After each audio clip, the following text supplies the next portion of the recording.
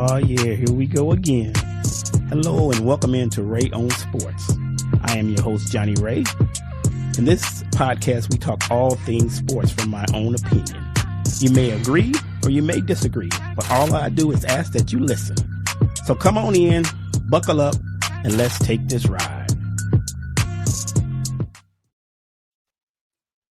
All right. We're back in the building. This is Johnny Ray from Ray on Sports. Coming to you live from my in-home studio. And this week, I have a very special guest who decided to stop by to talk on filmmaking. Mr. Jeremy Norrie is in the building. Good evening, sir. How are you? It's a pleasure. Thank you for having me. All right. A little background on Mr. Norrie. The podcaster, radio, TV, film, and Clubhouse. He's directed and produced independent documentary films for Amazon, Fox, and CBS streaming platforms. He's also a former concert and event promoter from a smaller public-private events internationally to over 30,000 people in the festivals in California. And he formerly was in the cannabis industry doing growing, concentrating in hash making, international journalism, and also every other possible aspects of the cannabis business. Also, he's a former journalist from the MMA websites, discussing UFC and other combat sports. So, Mr. Jeremy, welcome in. Thank you for taking the time to come to my podcast. I appreciate the time. Let's get right into it. What are you working on right now?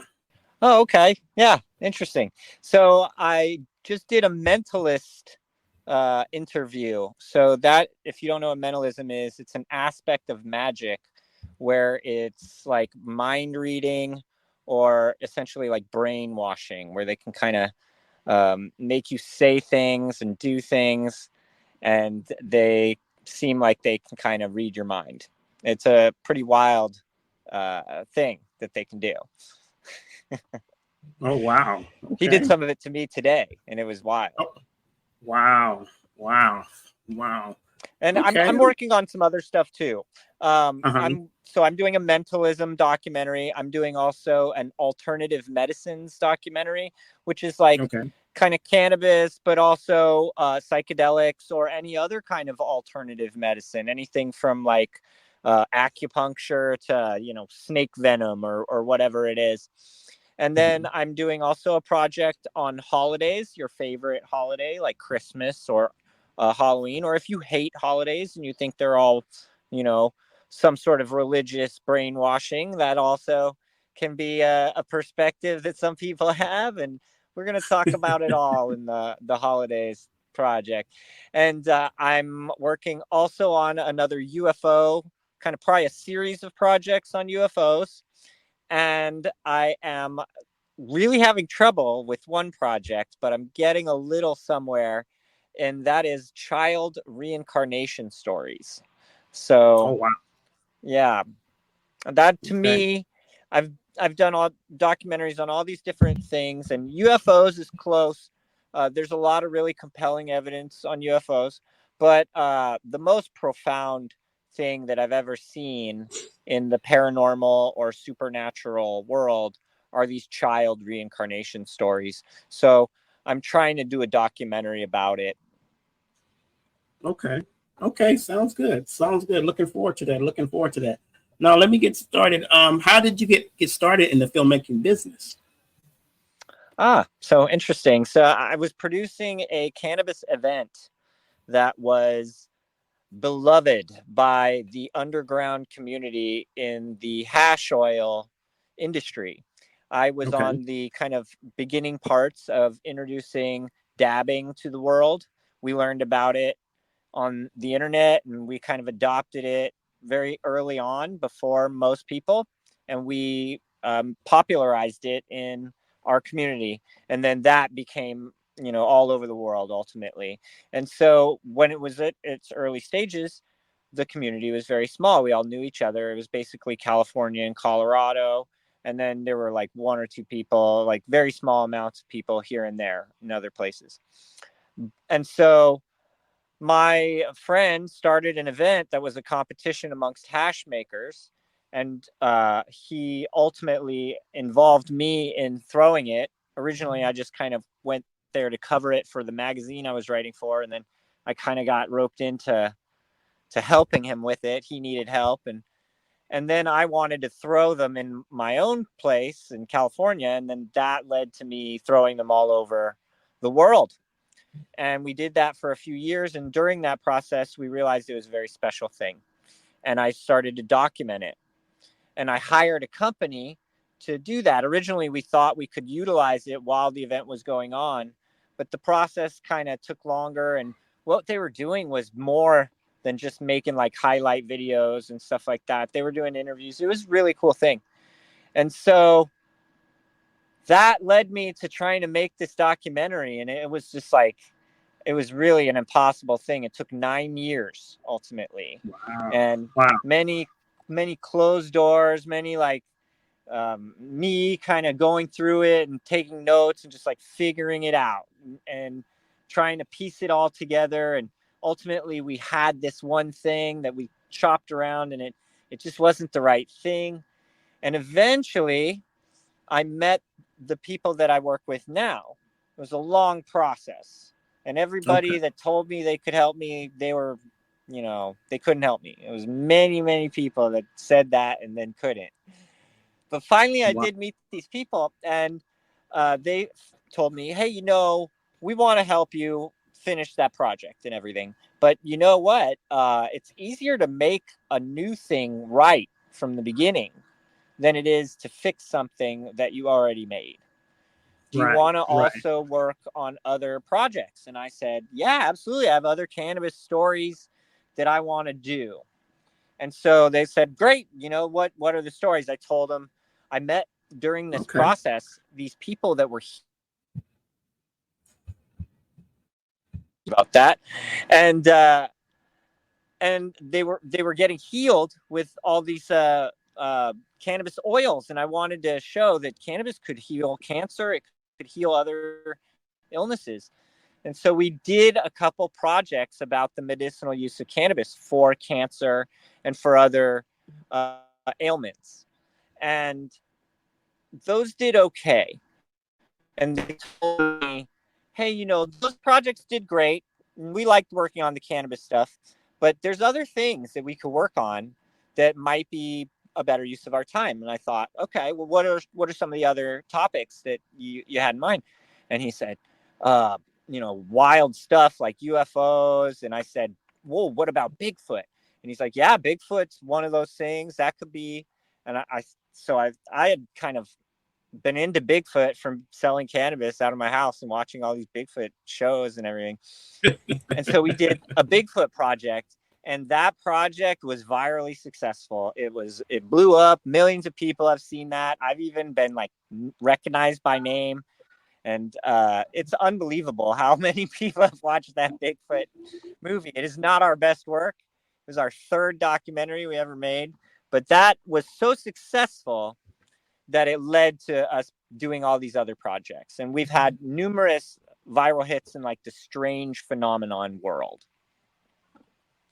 Wow. I've done a whole lot of other topics, but the ones that are the most popular are those. Everything else is kind of more of a passion of, it might be something that could be successful that I'm kind of interested in personally, or somebody has come to me and suggested it to me, and I thought, oh, this sounds like a good enough topic that we could explore it.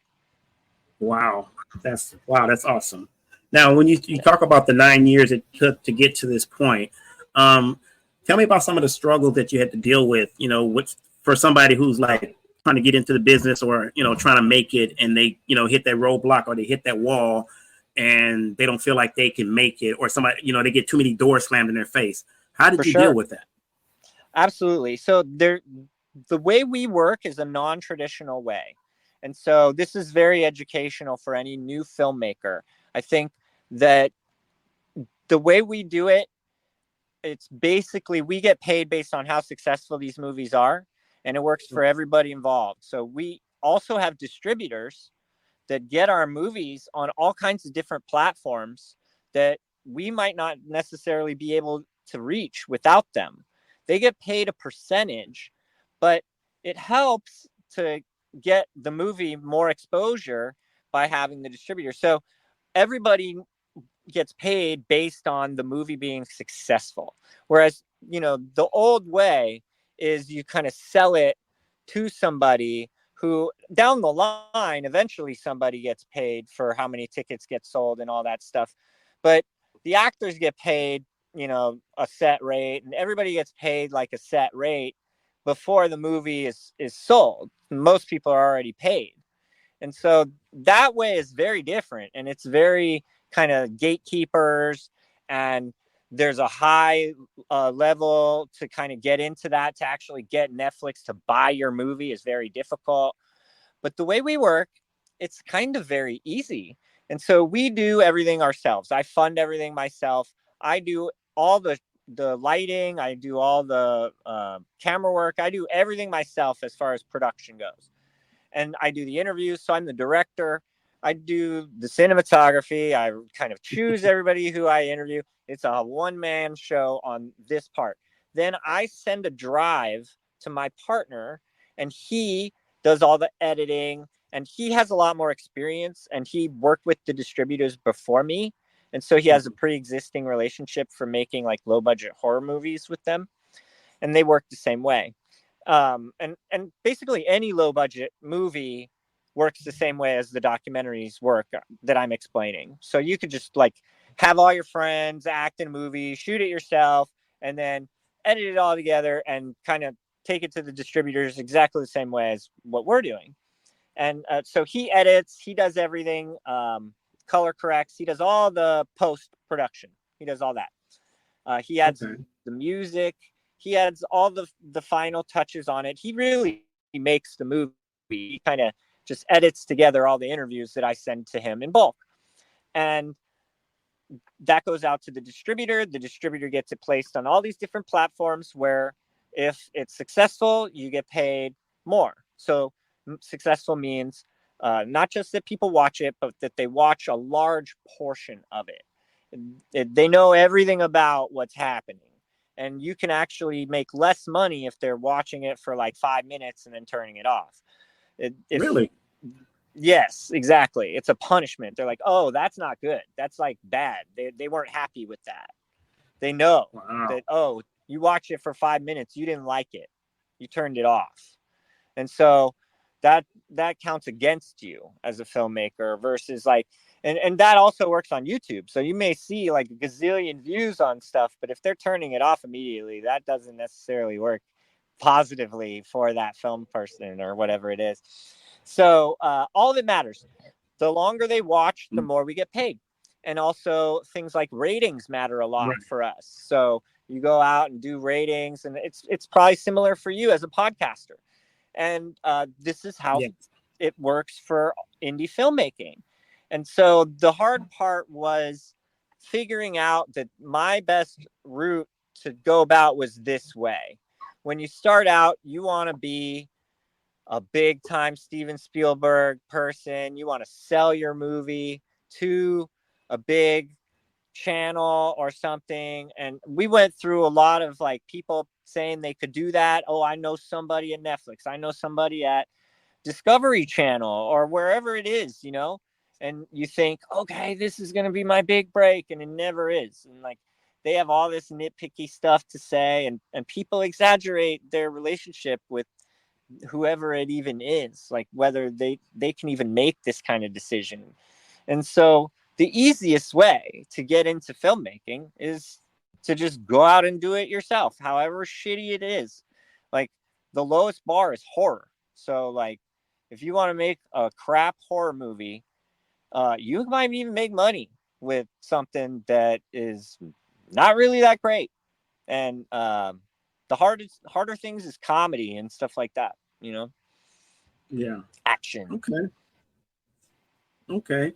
Now, when you talk about the hard way about the streaming and versus the old way, is it easier to put a movie out now because of streaming, or is it harder to put a movie out because of streaming? Does streaming make a difference? It's far easier to put a movie out now because of streaming. Now, whether it will be successful or not, that leaves a lot to be desired. And what is odd for me as a filmmaker, my best work, when I make something, I'm super proud of it. The last 3 things I made, I was so proud of it. They're all diet and nutrition documentaries, and they look and feel like something on Netflix, in my opinion. Wow. I thought, okay, this is it. This is my big break. I've worked so hard on these, and they did okay. But we threw together another documentary just recently on Bigfoot, and it's just colossally popular, you know?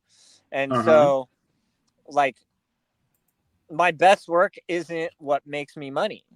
The things that make me money is the dumb stuff that people are just fascinated by.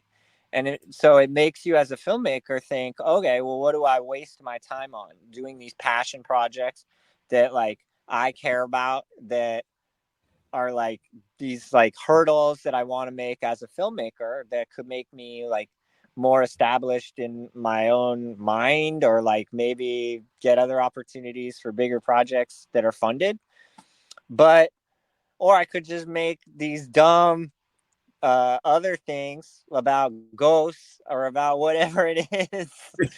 Bigfoot is the one I think is the dumb one, because I don't like, the more I've made Bigfoot ones, the less I believe in Bigfoot, because their evidence is just I need more. They need to really deliver the next Bigfoot thing. They need to really show me.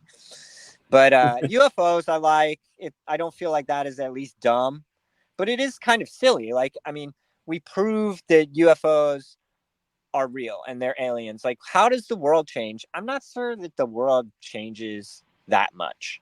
But like, if everybody watched my diet movies and were like, I'm going to live a better life, the world would change, you know? Right. It would be Right. different. Wow.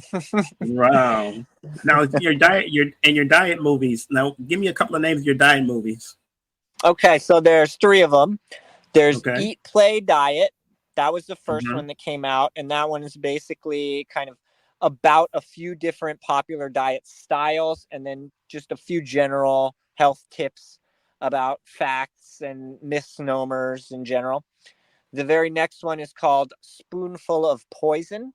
That one is more specifically about how sugar and vegetable oils and various other ingredients, processed food in general, is harmful for us, whether it is plant-based or whether it is not, and all the different kind of gimmicky things that are going on with our food. And then the third one is called The Diet Deception.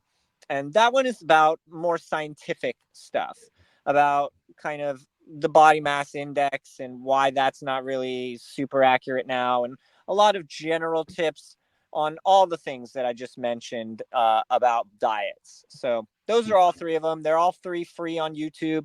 They're on probably Tubi TV for free. I think they're on Amazon commercial free, but you got to pay for them. I think that's it. Yeah. Now, are these films available on your website? Because I do have your website for those who listen. And the website is so I have not.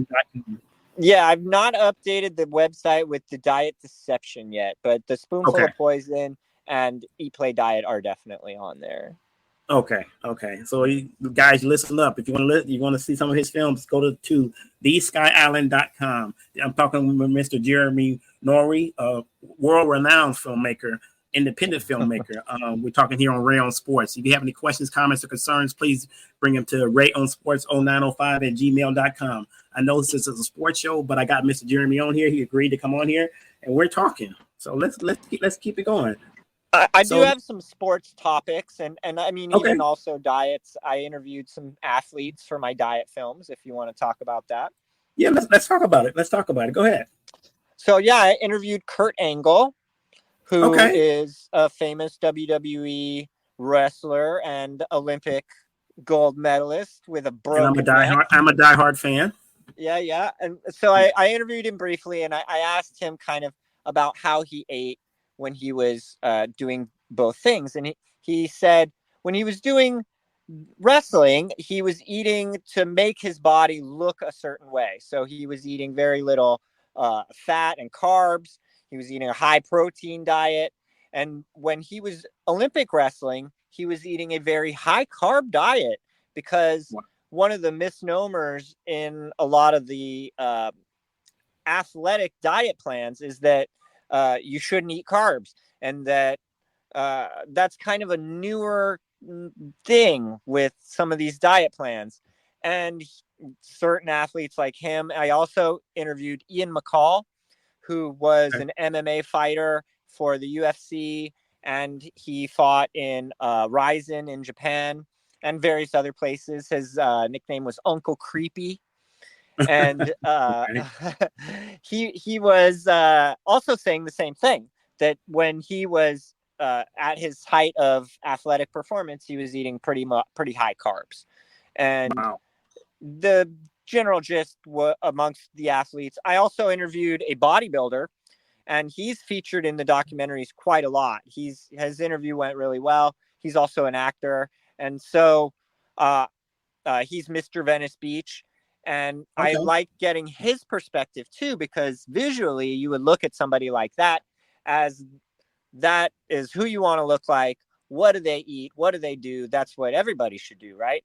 And so getting their perspective was very valuable too. Wow. And generally the perspective from everybody was that you don't want to eat processed food. And if your ingredients is like a gazillion different things, then you probably don't want to be eating that. If it comes from a package in general, you probably don't want to be eating that. And that, you know, there's some debate on meats and whether red meat is good or bad. Various other meats, good or bad, fish, good or bad. But all of it in general is far superior than any sort of plant-based anything. You know, like that is all processed stuff. And you are probably exchanging for something that you think is unhealthy, like a piece of meat, but you are going to eat some sort of plant-based thing that's highly processed. And that is never a wise decision. So you don't want to eat processed food. Probably should stay away from most vegetable and seed oils. You want to have like avocado oil and olive oil, and then sugar alternatives. One of the other things that was interesting was actually from the doctor about it is like, when you're doing all these choices, if you can kind of fundamentally think about why you want, you know, these things, you might be able to stop yourself from wanting it. And like the longer you can kind of go with not eating the thing that is tempting you, the easier it is to maybe say no to it. So wow. Well, for me, and I'll give you a little personal on me right now. I'm battling this disease called valley fever. Okay. And one of the biggest things that makes it, well, it's something that's in me now. It went dormant for a while and it's coming back. But one of the biggest things that triggers it is sugar. So I have to watch my sugar intake. Yeah. So I do stay away from things like that. So I am trying to change my life. In rare individuals like yourself, so they recommend things like the keto diet, because that things that turn into sugar in your body can be as harmful as sugar, so that tends to be all carbs, right? So it's you can't have potatoes, you can't have rice, you can't have carrots, and there's all these different things that you would think, oh, those are healthy things. But in certain individuals, we've lived in my situation, I have a similar situation. It was living an unhealthy life, eating all these terrible things and causing myself these problems that now I have a different kind of problem with sugar that a normal person maybe wouldn't have. Oh, really? Yeah, really? Yeah. I think that a lot of people have autoimmune diseases that are caused by sugar. That's basically what I'm experiencing. And a lot of different people are experiencing things from eating these weird diets for so long and not knowing what we're doing to ourselves. It's this spoonful of poison every day, and you don't notice it. It feels good to eat, you know, chocolate pudding, and it feels good to eat all these different things, and whatever it is, you know, and it's this temporary happiness that you're trading for a lifetime of pain. Wow, that's eye-opening stuff right there. Once again, I said I got Mr. Jeremy Norrie on here with me on Ray on Sports. So talk about your you said you used to be a journalist for the MMAs. Talk about your MMA days as a journalist. Well, I'm still an avid fan. I love MMA, and I'm Pride for life. So and Pride never die, and all the hashtags. Uh, I fell in love with it early on when I was young. I kind of got introduced to UFC too, and I saw Okay. Royce Gracie, and I was like, oh my god! And then like the fourth event, like one of these alternates won it, and I thought, this is not what I want to see. Like he's not the real winner. This other guy fought like two other fights or whatever it was, and then this new guy comes in, fights one fight, and he's the king of the UFC. That's not right. Wow. So I lost No. interest for a while, and then I started watching it again on video here and there, and I met a guy who was doing jiu-jitsu, and he told me about Pride, and I thought, oh my god, Pride is so cool. And so I re-jumped in. I learned about how it had been banned on TV, and that it came back, and while I was into it, it came back on direct TV, and you started being able to watch it. And right around that time, I believe, is when Dana White bought it, and I got into it, and I started a website of my own, and I wrote for a few different websites, and those websites went on to be big websites. I wrote for MMA Weekly, and Ryan Bennett was my uh, uh, publicist or boss. I don't know what you would say at that time, but Mm-hmm. he was like on the underground, and there were these groups where everybody that was into MMA would go, and even the fighters would go there, and we would all talk about stuff. And he even was on the UFC at that time doing commentary, and he started his own website, and he needed people writing for it, and so I volunteered to write for it. I knew a little bit about MMA, and so I had done really well in school in writing, and so then I started writing for these MMA websites, and I ended up writing for Sherdog a couple times, and with this other website that I ended up working for, MMA Fighter, I knew Bruce Buffer, and I wrote to him, and I was like, we want to go to the UFC as media, and so they would get us media passes. And Wow. he introduced me to this girl that worked for the UFC, and I had this opportunity where I maybe should have tried to work for the UFC, but I didn't, and I just became an avid fan. And Oh wow. eventually I made an MMA documentary. It's called Oh really? Why We Fight. It's actually about fighting in general. And we Okay. interviewed an MMA fighter, a Thai boxer, uh, uh, MMA or jiu-jitsu girl. She also does pro wrestling, and also a boxer. And we had none of them have been successful in fighting, but they still do it. And so we wanted to ask them why.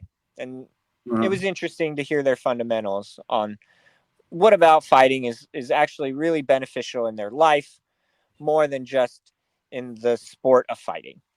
Right. Right. Now, in the pro wrestling MMA, I know in pro wrestling, a lot of people say, because I'm like I said, I'm an avid fan of WWE and all the other wrestling genres that's out there, and they watch it and they go, well, that can't be really real because they can't be doing. But I know it takes a lot of training because I've seen a lot of documentaries Absolutely. on the training and how to keep in shape. And when you were talking about how to train your body, I saw an interview recently. I think it was Cody Rhodes and LA Knight, and LA Knight said he said you get to a certain point where you train, but then you got to keep going. And he said he hate when guys get to that point and stop training and think they're Yep. there, they made it, and they stop. Yeah, that's true. And a lot of it is sport kind of specific, where you kind of give up, you stop doing your sport, you become a mom, and then that's that, and you become a different person. I did Right. actually a pro wrestling documentary. It's called The Other Side of the Ring, and it's I see about that one. women's wrestling. And I Okay. interviewed a few different women. Kita, who was the girl I just mentioned, that is also like a real fighter and what have you. But also I interviewed um,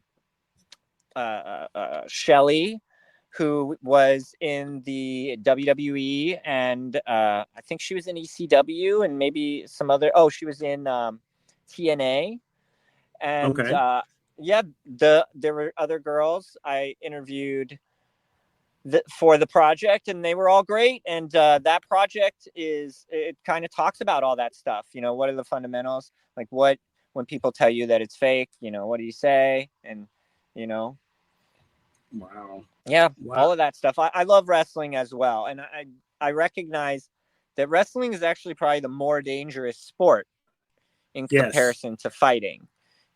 Fighting is very dangerous. Like that fight, you get injured. You could get injured kind of seriously during training and stuff, but you're not like every other night, or every night even, going out and potentially getting injured. Like wrestling is really hard on the body. Yeah. And I think the wrestlers, they go, maybe 360 days a year? They're on the road, just constantly going. That's a lot. It's a lot of days where they're wrestling or they're traveling. And so it's almost every day, right? Right. So, and there's no off seasons. Yeah, there's no off season. And if you take time off, your character loses value with the audience. Right. So now talk about that. Let's talk about that. Added incentive to work always, Yes. Because it's a constantly moving thing. Wow. Now, with that, talking about wrestling, if your character's off for a while and people lose interest, which I've seen happen. Does it happen in the film industry? If you stop making movies after a certain while, do people lose interest in you, or are they still looking at your stuff? So for me, yes, we have to constantly stay busy. If you're M. Night Shyamalan, you can go 5 years without making a project, and everybody's going to know who you are when you come back. There's a level where it changes for you, but you have to be one of those household name recognizable people. Even then, it's getting harder and harder for an actor or an actress to stay at the top because things are coming out all the time. It's not that same relationship that people used to have with film, where they would love a movie and watch it over and over. And, there's so much coming out between all the different platforms and the theatrical releases, and then also independent releases. It's just really, really difficult to stay, trend setting or in the mainstream. So what a lot of filmmakers rely on is developing an audience that follows you, and that's really hard to do too. Yeah, I agree. Now, with like you said, with the different platforms for filmmaking, so you have the big screen movies, but then you also have the ones that come streaming. And then I hear I hear interviews where people say, yeah, it's better to do it on a Netflix movie than to do it in the big theater. What is the difference between those two? Well, I suppose it depends what the deal is that you have with the theater, right? So if you're from a huge production house, you've got money to do all these different things. If you've got to make your choice as to what, like doing the theater thing or then doing the streaming thing, generally the opinion is that your audience streaming is larger than your potential audience in the theater, right? So you'd have a theater that seats 200 people or whatever, and then you have numerous shows that night, and no matter what the situation is, it's limited in comparison to what the streaming audience is. The streaming audience is worldwide, first of all, so it's really easy to put your stuff on YouTube, and YouTube is pretty much everywhere in the world. And so, you don't have to have a contract with anyone to do that. You could just go out today and make a movie and put it on YouTube. That's easy. And you can go from there all the way to what we do, where it goes to a distributor, and then the distributor kind of gets it out there. When you do it through a distributor, and that distributor is going to take it to various streaming platforms, there's something called quality control. So it can't just be anything. YouTube, it can literally just be anything almost. There's going to be copyrights and certain things, but there's no camera requirements. There's no even resolution requirements. You can put something on YouTube that was shot in the 70s. It doesn't matter. Like, there's certain requirements for different places. So as you get to the distributor, it's got to be this, it's got to be that. And they'll let you know. There's a page on all their different websites that generally states all this stuff, or you can kind of communicate with them and they'll let you know where you are at with the quality control parameters that you have to meet. But once you meet all of those things, then they just get it out there to all these different places, and it's a matter of whether people like it or not, and whether they like it or not quick enough or in a gathered amount enough that it triggers the algorithm. I've also had projects that weren't popular when they came out, and then eventually they became popular. So anything's possible. Wow. Now, when you say, I was thinking about that, about having a bad project that starts off not popular, but then becomes popular. I remember a movie called Killer Clowns from Outer Space. There you go. Yeah. And I think when it came out, it was a horrible movie, but it became a cult classic.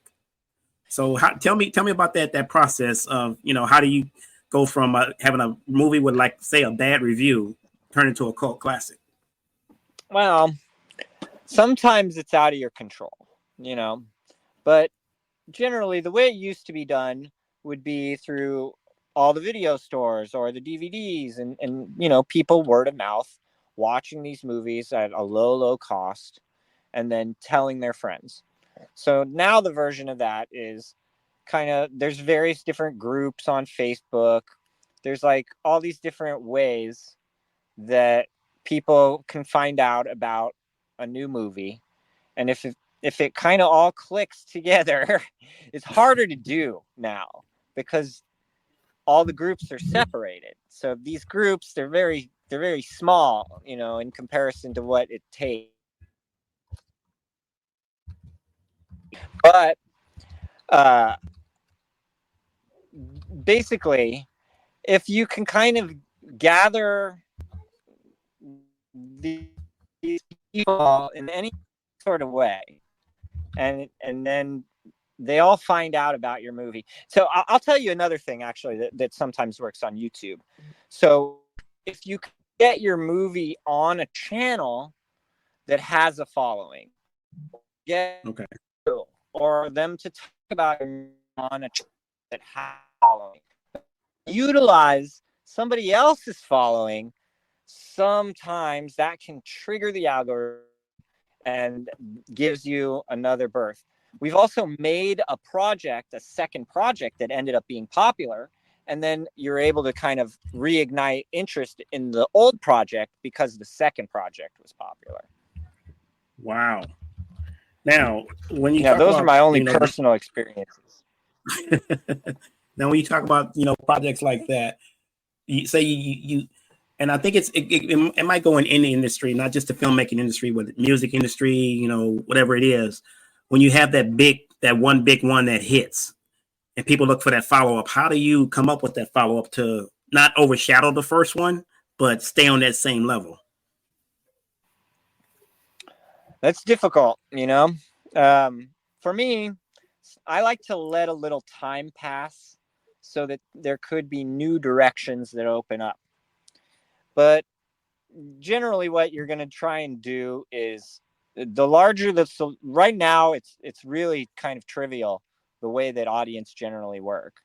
And so usually what they want to see is like some sort of new, very intriguing thing.